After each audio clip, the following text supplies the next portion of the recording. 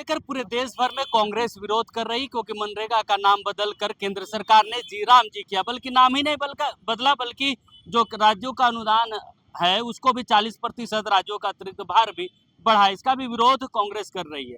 मनरेगा का विरोध पूरे देश भर में चल रहा है। आपसे सवाल इसलिए क्योंकि आप लोकसभा के सांसद हैं, आप भी मौजूद थे जब ये पर, लेकिन उस वक्त क्या है कि कांग्रेस सिर्फ नाम का विरोध कर रही थी। तो टेक्निकल चीजें थी कि 40% राज्यों का भार बढ़ेगा, श्रमिकों को समस्याएं आएंगी। ये इतना देर से कांग्रेस क्यों कर? मैं बताऊं तो मैं स्वयं में वहाँ जिसमें बिल पास हो रहा था, केवल नाम का विरोध नहीं, नाम के साथ साथ जो श्रमिकों का विरोध है उसका भी हम लोगों ने, कांग्रेस पार्टी ने विरोध किया।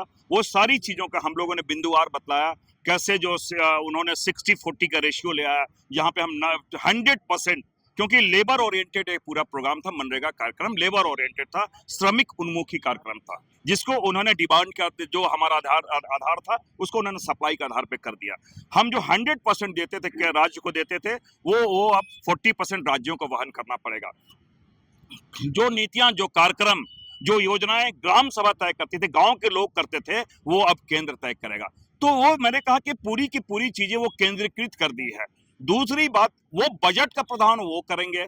पहले था हम मांग के आधार पे हम अपना चीजें करते थे, तो वो सारी चीजें मैंने कहा कि ना केवल ग्रामीण अर्थव्यवस्था पे उन्होंने बुलडोजर चलाया है, वरन बापू जी का भी इन्होंने अपमान किया है। हमारा जो प्रदर्शन है संवैधानिक तरीके से, इन्हीं बातों को लेकर हमारा प्रदर्शन है। कांग्रेस नहीं लगता है कि थोड़ा डिले में, बहुत देर से समझी कि नहीं सिर्फ राज्यों का जो है भार भी डिले की बातें नहीं है। मैं समझता हूँ राष्ट्रीय लोकतंत्र में बहुमत का आंकड़ा चलता है, उनकी संख्या है, उन्होंने बिल पास किया, राष्ट्रपति जी ने उसमें हस्ताक्षर भी कर दिए।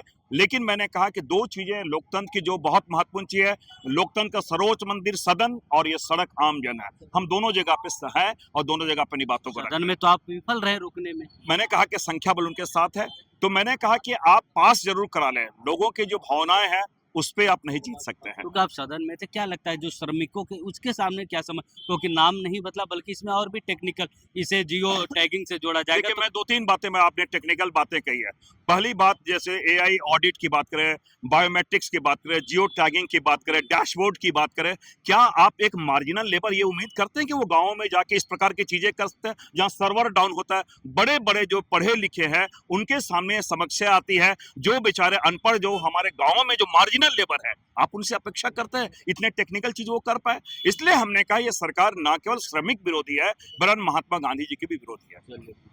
तो देखिए, लोकसभा सांसद, लोहरदगा के सांसद है सुखदेव भगत, उन्होंने विस्तार से समझाया कि सिर्फ टेक्निकल जो चीजें हैं, सिर्फ 60 और 40 का नहीं, बल्कि जो जियो टैगिंग की बात की जा रही है, एआई की बात की जा रही है, तो जो श्रमिक है उतने इंटेलिजेंट नहीं, उतने जो टेक्नोलॉजी से जुड़े नहीं है कि इसका लाभ हो ले पाएंगे। सहयोगी सदाब के साथ चित्रंजन कुमार।